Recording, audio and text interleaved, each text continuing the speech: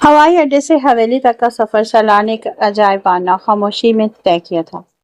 3 साल, पूरे 3 साल बाद वो दरियाए गैर की सख्त मेहनत, मुसलसल जागने की रातों और दिन रात की दौड़ धूप के बाद अपने घर लौटा था। उसका दिल खुशी से लबरेज था। उसने अपनी मनकोहा अनाया के लिए एक महफूज मुस्तकबिल बना लिया था। वो जब भी फोन पर बात करता, घर वाले यही बताते कि अनाया बहुत खुश है, उसका ख्याल रखा जा रहा है और उसे किसी चीज की कमी नहीं। रात का आखिरी पहर था जब हवेली का भारी लकड़ी का दरवाजा उसके लिए खोला गया। हर तरफ एक इसरार और गहरी खामोशी का राज था।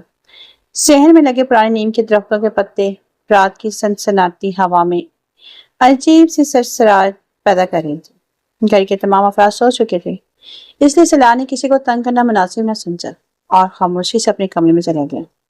कमरे में सामान रखते उसे शदीद थकावट और सर दर्द ने आन घेरा। नींद उसकी आंखों से कोसों दूर थी। वक्त देखा तो सुइया रात के ठीक 2 बजे की तरफ इशारा कर रही थी। उसने सोचा कि किचन में जाकर अपने लिए गर्मा गर्म ब्लैक कॉफी बना ली ताकि जहन में कुछ सुकून मिले। वो दबे कदमों बेडरूम से निकला, राहदारी की मदम पीली रोशनी में चहलकदमी करते हुए जैसे ही वो मरकजी हॉल के करीब पहुंचा, उसके कदम अचानक जम गई। उसकी नजर कैसे मंदिर पर पड़ी जिसने उसके वजूद को अंदर तक हिलाकर रख दिया। उसके कदमों तले से जमीन निकल गई। हॉल के एक गोशे में सख्त बेरहम और यक ठंडी टाइलों वाले फर्श पर अनाया सो रही थी। उसकी जिस्म पे एक पुरानी बारीक सी चादर थी जो सरसराती सर्दी का मुकाबला करने के लिए बिल्कुल नाकाफी थी। उसका सर एक सख्त तकिए पर था और वो डर के मारे अपने जिस्म को समेटे हुई थी। सलाह ने धड़कते दिल के साथ चंद कदम आगे बढ़ाए और ठटक कर रुके। उसके वहमो गुमान में भी नहीं था कि जिस लड़की की बेहतरीन देखभाल, अच्छे लिबास और खुराक के लिए वो बैरून मुल्क से हर माह बाकायदगी से 1 लाख रुपए खर्चा भेजता है, उसके साथ उसके अपने घर वाले ऐसे जालमाना और नाइंसाफी पर मबनी सलूक कर रहे होंगे। एक मनकूहा की हैसियत रखने वाली इतनी मासूम, नाजुक और बेजुबान लड़की को नौकरों की तरह फर्श पर सोने पर मजबूर किया गया था। सलार का खून जोश पाने लगा, उसके अंदर एक तूफान बर्पा हो गया। वो आहिस्ता से अनाया के करीब झुका और नरमी से उसके शाने को छुआ। अनाया, अनाया उठो। अनाया ने घबरा कर आंखें खोली। रात के इस पहर सलार को अपने सामने खड़ा देखकर उसकी आंखों में शदीद हैरत और खौफ के साए लहराए। वो तेजी से उठकर बैठ गई और अपनी चादर को मजीद कसकर लपेट लिया, जैसे कोई जुर्म करते ही पकड़ी गई। तुम तुम रोज रात को यहाँ फर्श पर सोती हो? सलार की आवाज में दुख, हैरत और जब्त, शदीद गुस्से का समंदर उमड़ आया था। अनाया ने डरी हुई नजरों से कभी राहदारी के अंधेरे को देखा और कभी सलार को। उसके लब कप कपाए, लेकिन खौफ के हमारी आवाज न निकल सकी। सलार ने इसके सहमे हुए चेहरे और जर्द पड़ते रंग को देखा तो उसका दिल तड़प उठा। उसने हथमी और सख्त लहजे में कहा, उठो यहाँ से। आज के बाद तुम इस ठंडे फर्श पर नहीं सोगी। अब से तुम मेरे कमरे में रहोगी। सलार ने उसकी काय की तरह कांपती हुई कलाई थामी और उसे अपने बेडरूम की तरफ ले गया। मगर अनाया जैसे ही कमरे में दाखिल हुई, उसके चेहरे पर निगत बेगम का खौफ वाले चौपा सवार था। वो अच्छी तरह जानती थी कि अगर सुबह निगत बेगम ने उसे सलार के कमरे में देख लिया तो हवेली में क्यामत आ जाएगी। उसे इस तरह बेचैन, खौफजदा और बेबसी का सलार की तड़प और मोहब्बत अपने रूह पहुंच गई। उसने अनाया को दोनों कंधों से थामा और फिर उसे अपनी बाहों में भर लिया। उसके तहफ़्फ़ुज़ भरे लम्स से अनाया के अंदर का खौफ आहिस्ता आहिस्ता पिघलने लगा। सलार ने उसकी पेशानी पर अपने लब रखे और मोहब्बत नरमी से बोला, घबराओ मत अनाया, अब सलार वापस आ गया है। कल से मैं तुम्हें खुद शॉपिंग पर ले जाऊंगा, तुम्हारी पसंद के कपड़े लाऊंगा और बेहतरीन रेस्टोरेंट में खाना भी खिलाऊंगा। बताओ क्या क्या चाहिए मेरी जान को। अनाया उसके मजबूत और महफूज हसा में शर्म हुई या हैरत से सिमटने लगी। उसकी आंखों से बेख्तियारी में आलूचे जैसे आंसू निकलकर सलार के शाने में जज्ब होने लगे।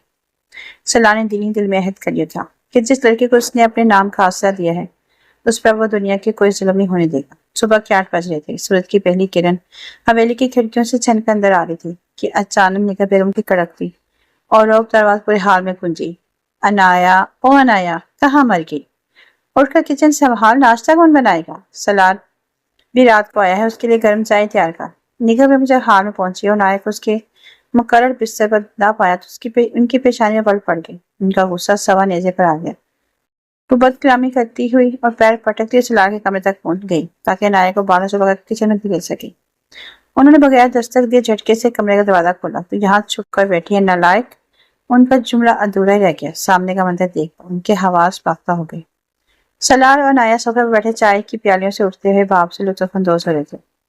अनाया ने नया और खूबसूरत सूट जेबतन कर रखा था और उनके चेहरे पर सालों बाद एक सुकून اور طمانینت کی رمق نظر آ رہی تھی۔ یہ کیا بےہودگی اور ڈرامہ ہے سلار؟ نگہ بیگم کا پارا 7 منٹ میں پہنچ گیا۔ یہ لڑکی تمہارے کمرے میں کیا کر رہی ہے؟ تم نے اسے سر پر چڑھا رکھا ہے، اسے پتہ نہیں کہ صبح اٹھ کر گھر کے کام کون کرتا ہے؟ سلار نے نہایت سکون سے چائے کا کپ سائڈ ٹیبل پر رکھا۔ اس کی آنکھوں میں ایک شدید سرد مہری اور تلخی تھی جو اس سے پہلے نگہ بیگم نے کبھی نہیں دیکھی تھی۔ وہ آہستگی سے کھڑا ہوا۔ اما حضور، جو میں نے رات کے 2 بجے دیکھا، اصل بےہودگی اور ظلم تو وہ تھا۔ سلار کی آواز اتنی گہری اور بار ہوتی کہ کمرے میں خاموشی چھا گئی۔ کیا مطلب؟ تم اپنی ماں سے اس لہجے میں بات کرو گی؟ اس نوکرانی کی خاطر؟ نگہ بیگم نے بات کو ماننے کی کوشش کی۔ نوکرانی نہیں، یہ میری منقوہ ہے۔ سلار نے زور دے کے کہا۔ میں پچھلے 3 سالوں سے یارے غیر میں دن رات ایک کر کے خون پسینہ بہا رہا تھا۔ میں ہر مہینے پہلی تاریخ کو باقاعدگی سے 1 لاکھ روپیہ آپ کے اکاؤنٹ میں بیچتا رہا، صرف اس لیے کہ عنایہ کو کسی چیز کی کمی نہ ہو، اسے عزت ملے۔ اور آپ نے کیا کیا؟ میری غیر موجودگی میں اسے گھر کی نوکرانی بنا دیا، اسے سردی میں بے رحم فرش پر سلا دیا۔ نگہ بیگم کا رنگ زرد پڑ گیا۔ وہ حق لا کر بولی، وہ تو اس کی خود کی عادت ہے اسے سونے کی، میں نے تو کبھی نہیں کہا۔ بس اما، سلار نے ہاتھ اٹھا کر اسے مزید بولنے سے روک دیا۔ آپ میرے سامنے مزید جھوٹ مت بولیے، میں بچہ نہیں ہوں، میں نے اپنی آنکھوں سے سب دیکھا ہے، اور جو پیسے میں بیچتا رہا اس کا حساب بھی جانتا ہوں، لیکن اب یہ سب ختم ہو چکا ہے۔ عنایہ اس گھر کی بہو ہے اور میری عزت ہے۔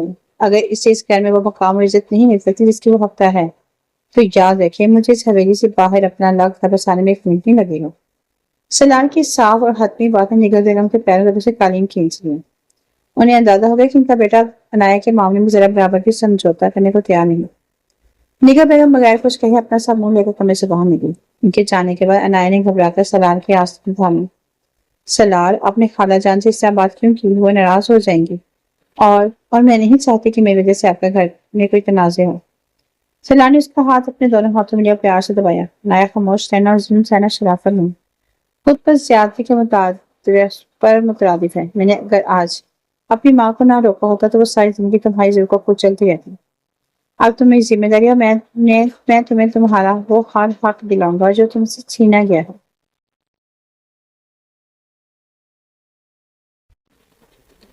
اسی دوپہر سلار عنایہ کو لے کر شہر کے سب سے بڑے اور قیمتی شاپنگ مال میں پہنچا۔ عنایہ 2 سالوں سے پرانے اور پیوند لگے کپڑوں میں زندگی گزار رہی تھی۔ شاپنگ مال کی چکا چوند اور رونق دیکھ کر گھبرا گئی۔ اس کے قدم باہر ہی رکنے لگے۔ سلار نے مسکرا کر اس کا ہاتھ مضبوطی سے تھاما، اسے اندر لے گیا۔ سلار، یہ جگہ بہت مہنگی ہے، ہم کسی عام دکان سے، عنایہ نے سرگوشی میں کہا۔ آج کوئی سوال نہیں ہوگا عنایہ، سلار نے پیار سے ڈانٹا۔ اس نے عنایہ کو بہترین اور مہنگے سے مہنگے ملبوسات، جوتے، نازک زیورات اور اس کی ضرورت کی ہر چیز دلائی۔ جب عنایہ نے ہاتھوں میں پکڑے ڈھیر سارے شاپنگ بیگ دیکھے تو اس کی آنکھوں میں خوشی اور حیرت کا امتزاج تھا۔ اس کی پلکیں نم ہو گئیں۔ تم رو کیوں رہی ہو عنایہ؟ سلار نے شاپنگ مال کے ایک سپون ریک گوشے میں اس کا چہرہ اٹھاتے ہوئے پوچھا۔ میں نے کبھی نہیں سوچا تھا کہ کوئی میری اتنی قدر کرے گا۔ مجھے لگتا تھا شاید میری تقدیر میں صرف دکھ اور محرومی ہی لکھی ہے۔ عنایہ کے 2 آنسو اس کے گالوں میں ٹھلک آئے۔ سلار نے ان آنسو کو اپنی انگلی کے پھولوں سے صاف کیا۔ یہ تمہاری تقدیر کا نیا باب ہے عنایہ، جو وقت تمہارا دکھ اور اکیلے پن میں گزارا، میں اس کے ہر لمحے کا ازالہ کروں گا۔ یہ کوئی احسان نہیں، وہ تمہارا وہ حق ہے جو تمہیں بہت پہلے مل جانا چاہیے تھا۔ شام ڈھلتے ہی سلار اسے شہر کے خوبصورت ریسٹورینٹ میں لے گیا، جہاں موم بتیوں کی مدھم اور دلکش روشنی میں شاندار موسیقی کے پس منظر میں دونوں رات کا کھانا کھایا۔ عنایہ کی زندگی میں پہلی بار ایسی شام آئی تھی جہاں نہ کوئی خوف تھا، نہ کوئی دباؤ، نہ ہی کسی کے طعنوں کا ڈر، صرف سلار کا تحفظ، اس کی محبت اور اس کی مسکراہٹ تھی۔ وقت پر لگا کر اڑنے لگا۔ سلار کی حویلی میں موجودگی اور عنایہ کے لیے اس کا ڈر جانا رنگ لانے لگا۔ نگہ بیگم کو اندازہ ہو گیا تھا کہ اب پرانا دور واپس نہیں آ سکتا۔ انہوں نے بھی آہستہ آہستہ عنایہ کے ساتھ اپنے رویے کو بہتر کرنا شروع کر دیا، کیونکہ وہ جانتی تھی کہ سلار اب اپنی بیوی کے خلاف ایک لفظ بھی سننے کو تیار نہیں تھا۔ سلار نے تمام مالی معاملات کا کنٹرول اپنے ہاتھ میں لیا تھا اور عنایہ کے لیے ایک الگ بینک اکاؤنٹ کھول کر اس کی تمام ضروریات کا انتظام خود کر دیا تھا۔ ایک دن کے شام کو جب آسمان پر شفق کے رنگ بکھرے ہوئے تھے اور بالکن میں ہلکی اور خنک ہوا چل رہی تھی، عنایہ کچن سے اپنے اور سلار کے لیے کافی کے 2 کپ بنا کر لائی۔ اس نے سفید سوٹ پہن رکھا تھا۔ اس کے کھلے بالوں میں ہوا کا لمس ایک الگ ہی حسن پیدا کر رہا تھا۔ سلار نے بالکنی کی گرل سے ٹیک لگاتے ہوئے عنایہ کے ہاتھ سے کافی کا کپ لیا اور اس کی کلائی پکڑ کر اپنے قریب کر لیا۔ شکریہ، سلار نے اس کی آنکھوں میں جھانکتے ہوئے کہا۔ کس بات کا شکریہ؟ عنایہ نے حیرت سے پوچھا۔ میری زندگی میں آنے کے لیے، مجھے یہ احساس دلانے کے لیے کہ میری گھر لوٹنے کا کوئی مقصد تھا۔ سلار نے مسکرا کر کہا اور پھر اس کا لہجہ تھوڑا شوق ہو گیا۔ ویسے کیا اب بھی رات کو تمہیں فرش پر سونے کا ڈر لگتا ہے؟ عنایا کے گالوں پہ حیا کی سرخی دوڑ گئی۔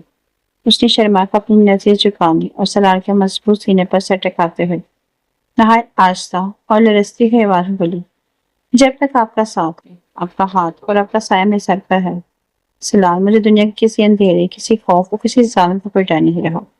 آپ نے مجھے صرف اپنا کمرہ نہیں دیا، میری روح پہ تمہیں آسرا دیا ہے۔ سلار نے اپنی باہیں اس کے گرد مزید بس لی، اسے اپنے وجود میں سمیٹ لی۔ حویلی کے صحن میں پرانے درخت میں اب بھی ہوا سے گزر تھے، لیکن آج ایک ہوا میں ہار میں کوئی تنہا اور سرد فرش پر نہیں سو رہا تھا۔ ماضی کی وہ تاریخ خوفناک راتیں ہمیشہ کے لیے گزر چکی تھی اور ان دونوں کے رشتے محبت، احترام، تحفظ کی کیسی صحت مند ہو چکی تھی جس کی کوئی غروب نہیں تھی۔